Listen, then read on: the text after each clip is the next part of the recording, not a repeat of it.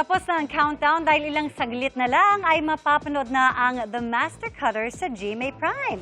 Pinagbibidahan niya ni Dingdong Dantes na very proud sa unang milestone ng serye. Makichika tayo live kay Aubrey Carambe. Aubrey!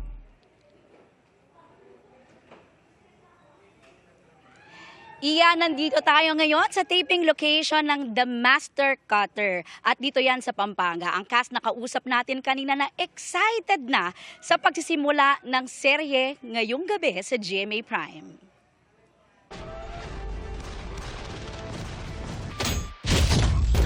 Matinding aksyon agad ang mapapanood sa pagsisimula ng pinakabagong GMA Prime series na The Master Cutter, na pinagbibidahan ng nagbabalik GMA Prime na si Dingdong Dantes. Ginagampanan ni Dingdong ang karakter ni Atoy. Dati raw sundalo at ipinaglihi raw kay San Antonio de Padua. Isang tailor o sastre na may double life, na matinik din sa paghahanap ng mga nawawalang bagay o tao. Nauna nang ipinalabas sa Netflix ang The Master Cutter na #1 agad among top 10 TV shows in the Philippines. At napapanood din sa Southeast Asia. At ngayong gabi ay mapapanood na rin sa GMA Prime. Masaya lang po talaga kami na ma-share ang aming gawa. Hindi lang sa television, kung hindi pati na rin sa Southeast Asia through Netflix. And mas excited kami dahil simula po ngayong gabi, talagang makikita at mapapanood na ng lahat ng tao ang Master Cutters. The fact na nagustuhan po ng mga tao, naging #1 po kami sa Netflix. Wow, what a big achievement. Excited na ang cast na makilala ng mga kapuso si Atoy, na tinaguri ang Master Cutter na Master of Disguises din. Sa serye, makikita rin daw ang iba't ibang bihis ni Dong na bahagi ng kanyang mga gagawing secret mission. Nag-enjoy lang talaga ako kasi napakasayang gampanan talaga ng role na Atoy.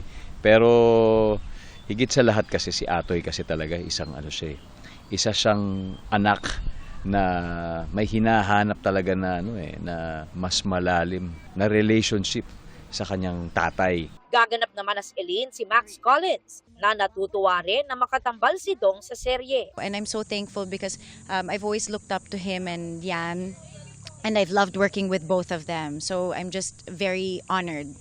Kasama rin sa cast ang ex-PBB Celebrity Collab Edition housemates na sina Shuvi Etrata at Charlie Fleming.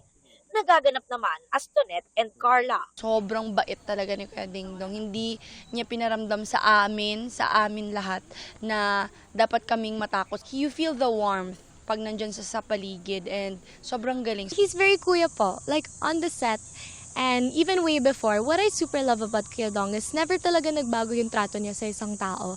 Ilan pa sa mga aabangang karakter sa The Master Cutter si Paolo Contis, nagaganap as main kontrabida, si Joe Berry as Ame, Rio Locsin, Joey Marquez, Tonton Gutierrez, Anthony Constantino, Prince Carlos at Polo Ravales.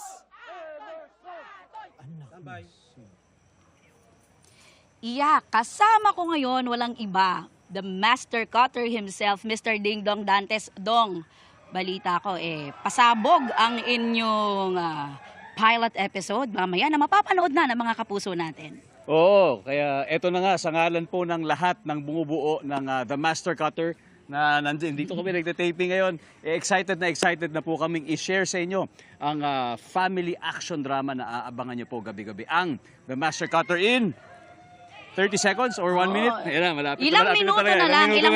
At nandito nga, no, yung cast excited na, Yes, Dong, no? May viewing party dito, Iya. Kaya yan muna. Dinner break, kaya ito, excited pati kami, inaabangan na namin sa ere. Ngayon po ang world premiere ng The Master Cutter. So yan po, sabay-sabay ho tayong manood. Ayan na, oh. Talaga namang excited na sila. Iya, yan muna ang latest. Balik sa inyo dyan sa studio. Ayan, abang-abang na mga kapuso. Maraming salamat Dingdong Dantes at Aubrey Carambe. At yan mga buwan naman akong chika this Monday night. Ako po si Iya Arellano. Miss Mel, Miss Vicky Emil.